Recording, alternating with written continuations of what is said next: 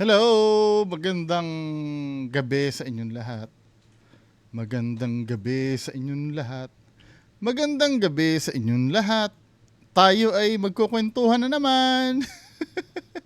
Shoutout nga muna tayo. Hanapin natin yung mga magpapa-shoutout. So, shoutout. Sabi dito sa si Ma'am Mary Ann, Sir Bungo, pa-shoutout naman po. Birthday ko po sa August 3 po. Salamat from Dalandanan. Baha daw dyan sa inyo, no? Buti yung lugar namin, medyo mataas-taas. Hindi ako masyadong, baha dyan sa inyo ngayon, Dalandanan. May kainan ba sa inyo? Para hindi na ako joke lang Sabihin ko sana para hindi ako para hindi na ako mamalengke happy birthday, Ma'am Mary Ann. So, full name nyo, Ma'am, Happy birthday, Ma'am Mary Ann. Si Sir Michael Mateo, good morning po. Shout out Lincuna family. Saang lugar ito, sir? Ma'am Lizelle Monroe from Australia. Kamusta po kayo, Ma'am Lizelle, dyan sa Australia? Saan kayo sa Australia? Sabi ni Annie Mindset Matters, shout out daw, mga idol. From Bahrain naman si Sir Eric Cabral Nava. Bahrain. Bahrain ba yung dinar ang pera? Sir Tibag Jack Santelmo. Shout out daw. Shout out Sir Ian Larong na nagkasagutan kaming dalawa dun tungkol kay Duterte. Hindi yung content ko kay Duterte at Torre, hindi political yun Tungkol lang talaga dun sa hamunan yun. I'm so sorry kung na-offend kayo or na doon sa mga sinasabi ko. Pero yun kasi observation ko Sir Rayman Reyes, hello po. Shout out. Sir Raymart Distura. Taga saan kayo, Sir Raymart? Sir Neil Lester. Shout out. From Bayambang Pangasinan naman, ito si Yay Penular. Sam Ryan, mahirap talaga, sir. Pag magpapa-shoutout nga kayo, sabihin niyo yung buong name. Mahirap Pag ito ang re-relayan ko, itong tag na to, mahirap. Anyway, patuloy tayo, no? Ito, may re-react tayo ngayon. Ito ay video ng I Wonder. Sinend sa akin. Actually, dalawa to. Titingnan ko kung kaya natin ang dalawa. Multo daw nakisabay umano sa mga pasahero ng jeep. Tingnan nga natin to. Sa probinsya sa amin, madalas ito. Yung mga ganyan. Mga kwento na ganyan. Hindi yung pangyayari kasi hindi naman mabiverify kung totoo. Pero yung kwento, madalas ako makarinig yan dati nung bata ako Yung ano ba yan? Siguro mga elementary ako noon, usong-uso yan Year Year 2015. Elementary ako nung year 2015. Di ba? Ang bilis ng panahon Ano na ngayon? 2025. Elementary lang ako dati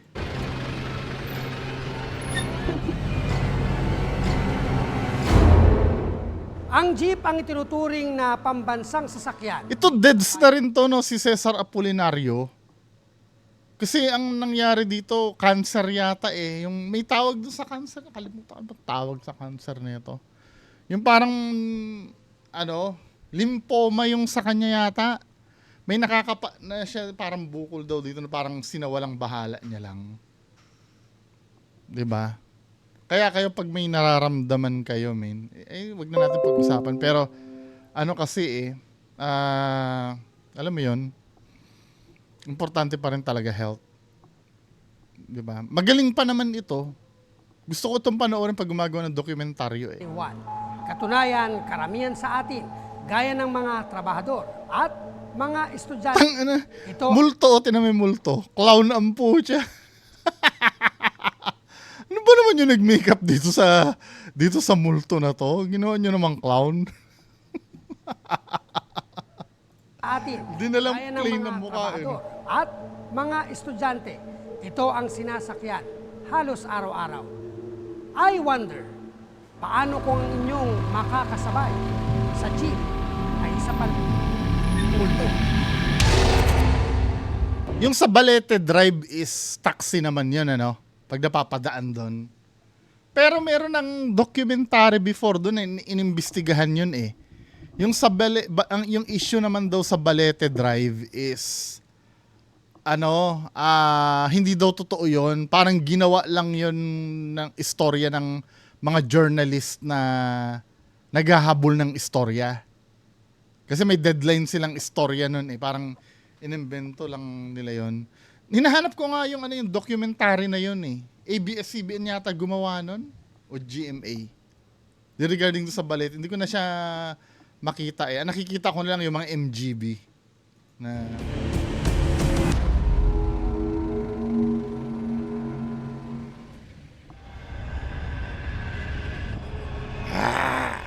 Freshman pa lang noon si Jonet Kim sa UP Los Baños nang makaranas daw siya UP Los ng Baños. kababalaghan taong 2015. Sakay raw siya noon ng pampasaherong jeep na biyaheng Calamba Crossing. Huminto ang jeep para Laguna. magsakay ng iba pang mga pasahero.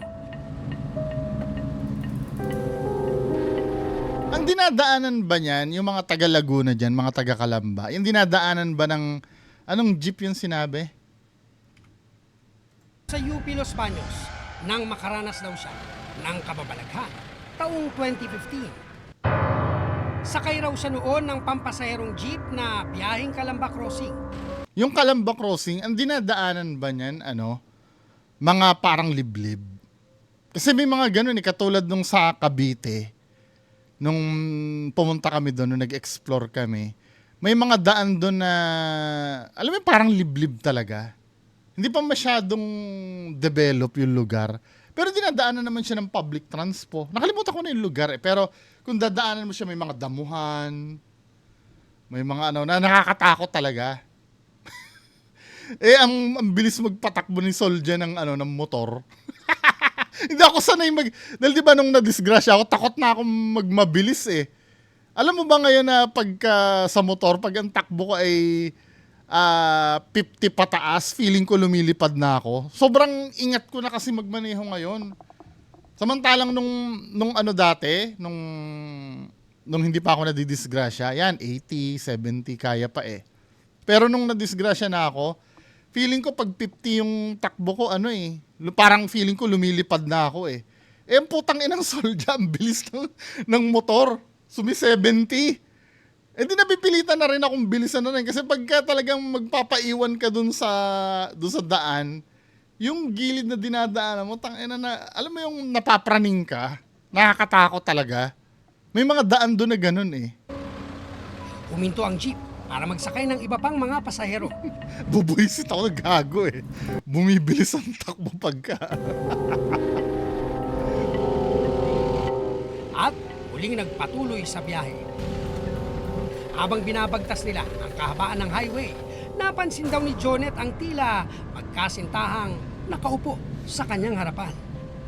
Nakadantay daw ang ulo ng babae sa balikat ng lalaki. Pero sa kanyang pagmamasid, parang may kakaiba raw. Dalawang tao, opposite my side. Kamukha niya yung nagre-enact sa kanya, no? Ito yung nagre-enact sa kanya, pero ito May siya. kakaiba raw. Dalawang tao, opposite my side, na yung may babae at may lalaki. So yung lalaki, nakahawak lang doon sa hawakan, tapos yung babae, mapapansin mo, parang nakasandal, nakapikit. So, inassume ko na tulog lang siya. Ang babae ayon sa paglalarawan ni Jonet, nakasuot daw ng itim na pang-itaas at nakaitim din na pantalon. Mahaba ang buhok na nakalugay at nakatakip sa kanyang mukha.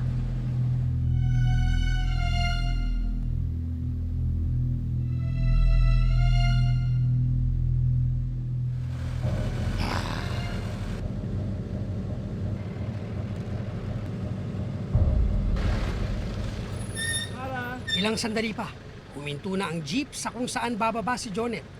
Gayon din ang isa pang pasahero. Pagkababa, agad daw nagtanong si Jonet tungkol sa babaeng nakaitim na nakadantay sa lalaking pasahero. Oo, kuya, yung babae duguan. Ang daming dugo pati sa upuan ng jeep. Si ate nga, kept on saying na may tama na siya dito, may saksak siya dito sa gilid kung saan nakatapat yung si kuya. So parang parang nakatakip.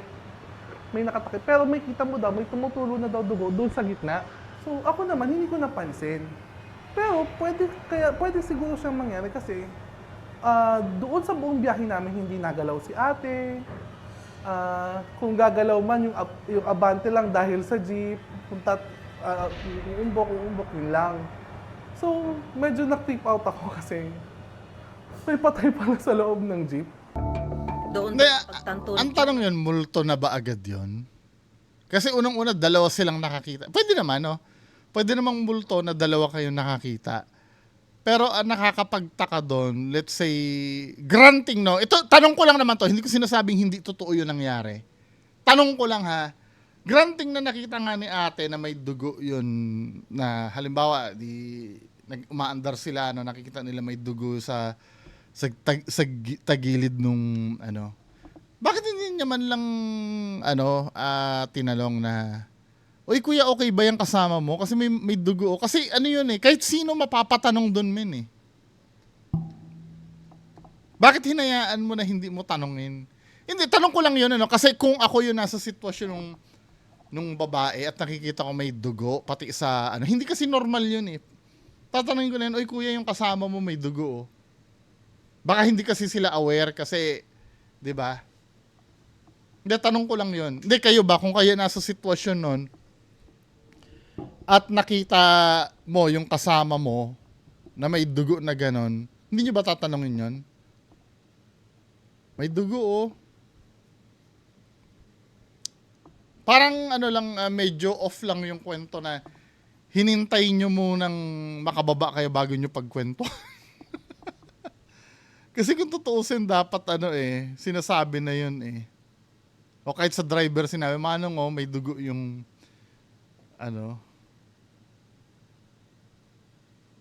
Yun lang red flag sa akin. So, kung totoo naman itong kwento na to, wala namang problema.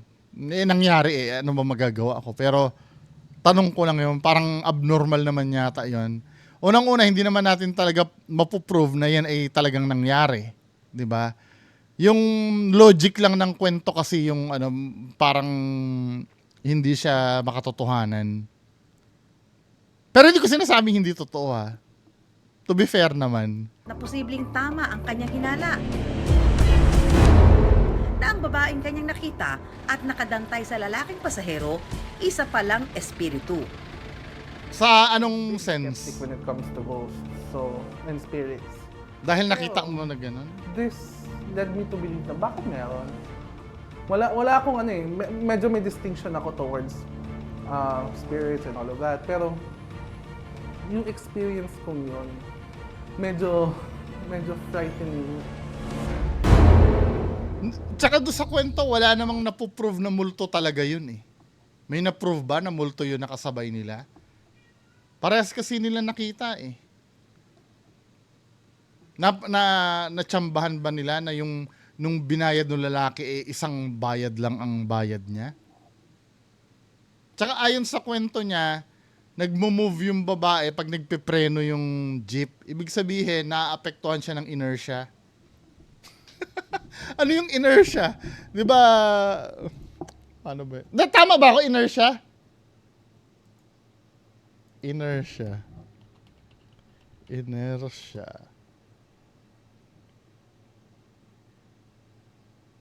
Inertia of motion. Oo, ito tama. Tama, di ba? Inertia of direction. A car turning quickly makes you lean side. Yung dahil sa yung motion, di ba pag parang naiiwan ka sa loob ng ng jeep. 'Di ba? Ang multo ba, ano yun, naapektuhan ba nung inertia? Kasi hindi naman sila physical, di ba? Yun lang mga tanong ko.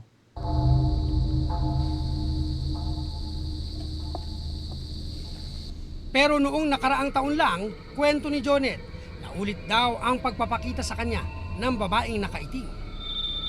Doon nga, sumakay ulit ako ng jeep doon sa May Olivares. And then, ang posisyon ko naman noon nasa harap, katabi ko yung driver. After ng 10 minutes, malapit na kami sa border ng Los Baños at Calamba, doon sa Arco. Doon sa part na yun kasi medyo masukal pa. Although may paved road, may mga puno, tapos yung side of Mount Pakini, makikita mo na medyo forested pa. So doon sa part na yun, may sumakay na dalawa tao. Medyo kinabahan naman ako kasi syempre late na ako umuwi. Kasi hindi mo mahihinuha kung babae siya o lalaki. Basta tao siya. Tapos nakaitim na medyo tight fit. Tapos mahaba din.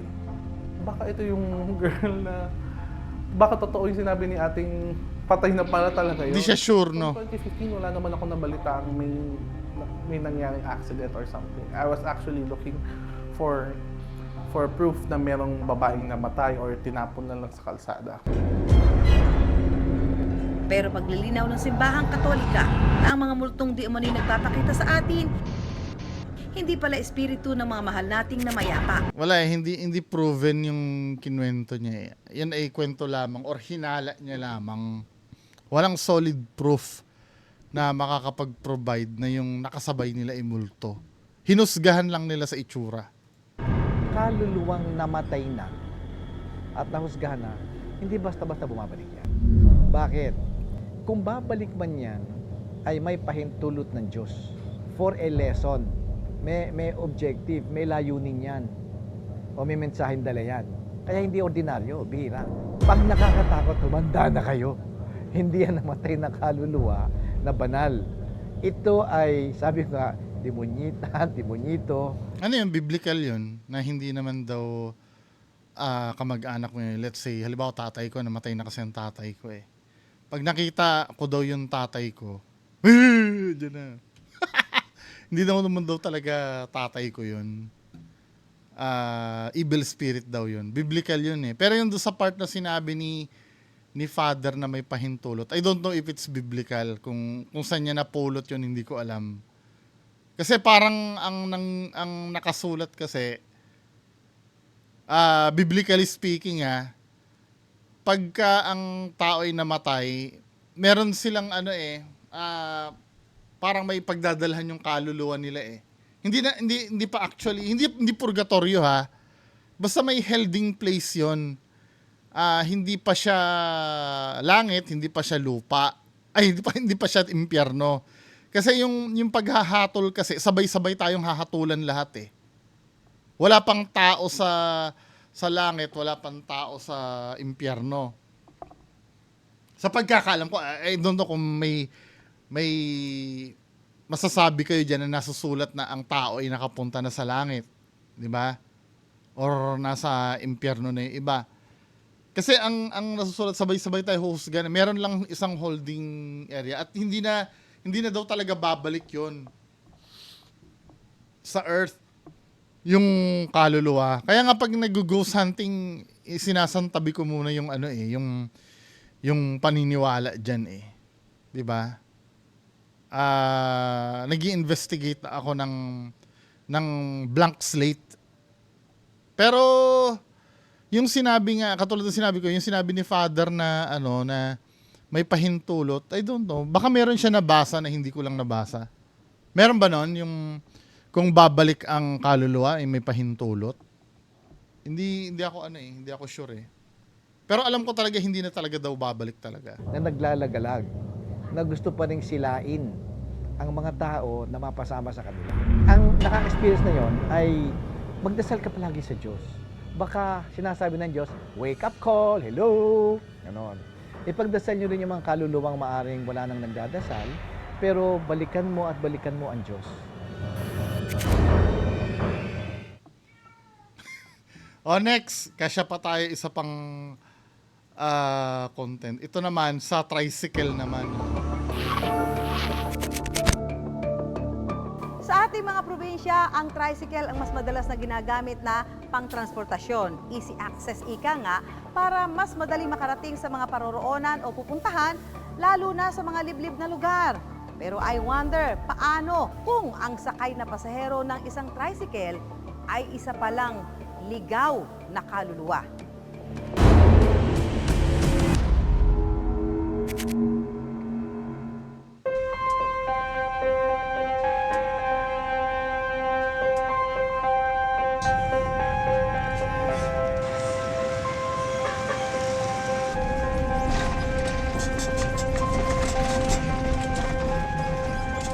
Abril lang nitong taon nang umuwi si Hayi sa kanilang probinsya sa Cabanatuan, Nueva Ecija. Wait lang. Si Hayi sa kanilang probinsya sa Di ba ito si Mamo, yung fortune teller? Tingnan ko nga. 6 years ago to in-upload. Alam ko, si Mamo yun eh. Na fortune teller. Tingnan natin. Aha.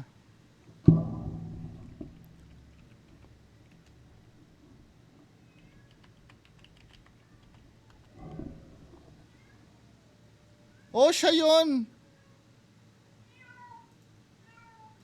Ayan oh, siya yan, di ba? Yung katabi ni G. Costura. Ito naman, 4 years ago. So, nung nag-guess siya sa bigla siya naging fortune teller. Nung nag-guess siya sa sa I Wonder. Tingnan mo nga naman, Nueva Ecija.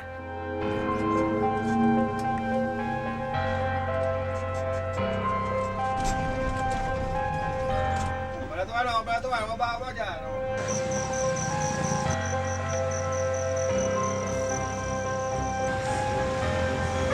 Kabanatuan naman to. Pagbaba ko, tinawagan ko yung asawa ko para sunduin niya ako. Hello, Han, nasan ka na? Dito na ako. Kanina Medyo pa. din to eh, sablay din yung mga hula na ito ni Mamo eh. Kaya dun pa lang that alone, di ba? Pero tingnan natin. Madilim daw noon sa lugar kung saan hinihintay ni Hayi ang kanyang mister. At tanging ilaw lang ng mga sasakyan ang nagbibigay liwanag sa gabi. Ilang sandali lang, dumating na rin ang kanyang asawa, dala ang minamanehong tricycle. Ah, ba't ngayon ka lang dumating? Kanina pa ako. Ba't dumaan? Nang mga sandaling iyon, kwento ni Hayi, may kakaiba na raw siyang nararamdaman.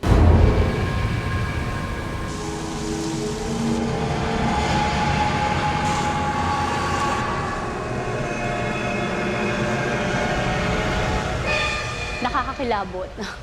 Yung parang tumayo lahat ng balahibo mo, ganun. Umaandar na siya ng dahan-dahan. Mabigat yung loob.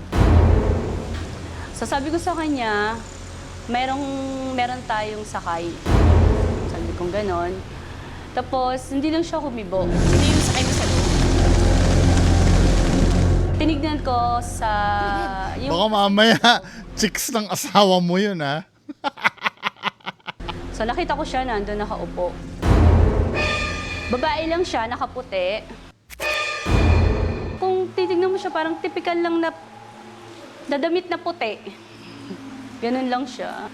Sabi ko sa kanya, kung saan ka dumaan, nung sinundo mo ko, dun ka dumaan pabalik. Ibababa natin siya doon. Paniwala ni Yari, may espiritu raw na nakisakay sa kanilang tricycle nang mapadaan sila sa sementeryo. Kaya naman muli silang dumaan dito para ibaba ang hindi Sementeryo. nakasama pasahero. Minsan kasi, kung ano yung nafe-feel natin na negative, yun yung nakaka-attract sa kanila. So maybe yung time na yon na sinundo ako, yung emotion ng asawa ko parang inis kasi madaling araw na nga, ganun. Baka nagising ko siya sa pagtulog. And yet, nung pagdaan niya doon, masyadong na-attach sa kanya. chicks ng asawa Kasi madalang yung dumadaan na tricycle doon pag ganung oras talaga. Kung tutuusin, hindi raw iyon ang unang pagkakataon na nakakita ng si Hai. 9 na taong gulang pa lang siya. Tila bukas na raw ang kanyang third eye. Kananain ko lang noon. Nakadungaw ako sa bintana. Tapos may nakita akong gano'n din. White lang din siya na dress. Pero nagtataka ako kung bakit para siyang gumagalaw.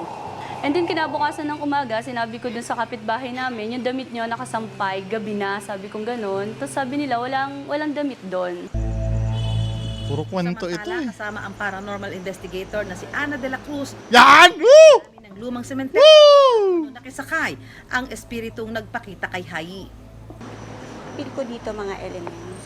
Tapos yung white lady, may time na pumapasok siya rito, pero nandun siya sa labas. Pagpasok ko pa lang sabi niya, dito kayo pumunta, ala ko dyan. Feel mo ba siya? Kapil na feel ko. Ang lupit talaga ni Ma'am Ana din ako sa I think iba ang nandito sa loob. Element, yung nakita na ako. Kapre. Maraming element dito, mga Kapre. elemento. Mababait naman, wala namang problema. May kapre. Wala ako nakitang espiritu dito. Maliban lang doon sa bata, takbo siya ng takbo. Akala Nandun ko siya sa kapre. meat chopper. Kapre! Yung babae na yun nakikiangkas, lalo na pag yung medyo madilim na or talagang gabi na. Ang ginagawa nitong babae na to, nakikiangkas siya kung ang Ay, nagsasakaya na sila men eh. 'Di ba? Kaya yan din kadalasan, yan din ang sinusubaybayan ko kay Sir Ed. Hindi naman dahil kaibigan ko si Sir Ed, no. Syempre skeptic pa rin naman ako eh. Kahit ba naman kaibigan ko si Sir Ed eh. Skeptic pa rin naman ako. Yan ang lagi ko inoobserbahan eh. Kung halimbawa may naikwento na ba kay Sir Ed, yun ang lagi kong binabantayan para maiwasan yung cold reading. Or hindi naman maiwasan, para ma-determine ko kagad baka mamaya cold reading yon. Pwede naman kasi mangyari ang cold reading ng subconsciously eh. Yung narinig mo na before yung kwento, then yun ang ano mo. Kasi feeling ko, nung nagkita sila dyan, ay nagkwentuhan na sila muna. Doon sa may babae. Hanggang sa sinakyan na ng sinakyan. nag-iisa lalaki. Correct. Kasi parang ni-rape to eh. Na pinahirapan, itinapper, nag-iisa lalaki. Ang ginagawa nitong babae na to, nakikiangkas siya kung ang driver nag-iisa lalaki. Correct. Kasi parang ni-rape to eh. Na pinahirapan, itinapon dito. Yun ang nararamdaman ko sa May record ba? Kaya sa akin, dali-dali dun tayo. Kasi hindi naman kasi siya totally nandito eh. Na dadaan lang, napupunta lang siya kapag merong taong pumapasok dito na may negative. Nahahatak siya. Tama? Same sila nung kwento, di ba? May negative din. Nagpupulutan silang dalawa ng Kasi ano. sinabi mo na na-rape na babae. I think siya din yun. Kasi parang matagal na panahon na. Oo, tagal na. Dito din kasi siya, actually dito siya itinapan. Pero not here, I think dun sa gabi pa doon. So siguro siya yun. Uy, Siya na-cold reading. Na-cold reading na ni Ma'am Ana de la Cruz. Nang mga sandaling yun, ramdam daw ni Hai ang kaluluwa ng babaeng nakisakay noon sa kanilang tricycle. Imbis na matakot, minabuti nila na magsindi ng kandila at magtalay ng dasal. Nagsagawa rin si Ana ng pagtatawas para di umano'y kilalanin ang kaluluwang ligaw. Hindi naman siya galit kasi yung makikita mo naman kasi sa apoy kung galit siya. Welcome naman tayo sa Ayos kanya. Wala siyang walang problema lang Kasi kung ang apoy, masyado siyang maapoy, parang ibig sabihin no, nagagalit siya na parang ini-istorbo niyo ako. Pero wala naman siyang pinakitang senyales na nagagalit siya. Ito yun. Ito siya. Yan. Bata pa po to. Mga nasa 24 pataas. Ito kitang-kita rito, medyo singkit yung mata niya Ito yung singkit Asan? yung mata niya. Tapos yung buhok niya. Asan?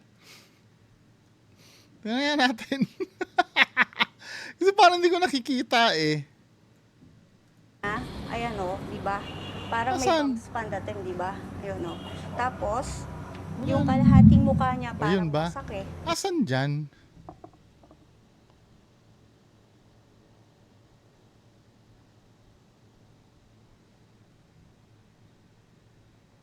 Nakikita nyo ba? Tapos ito lang yung buo sa kanyang kalahati. Ayan siya.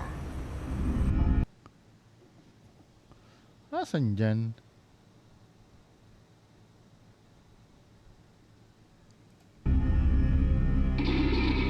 Andun siya kanina. Hindi nga lang din kasi ko ganun masalita, pero kasama natin siya. Ba't di mo sinabi nung nandun si Mama Ana de la Cruz? Kung tutuusin, nakasanayan na nga raw ni Hayi ang pagpapakita at pagpaparamdam sa kanya ng mga ligaw na kaluluwa at elemento. Imbis na pangunahan ng takot, handa raw siyang pakinggan ang mensahe na gusto nilang iparating.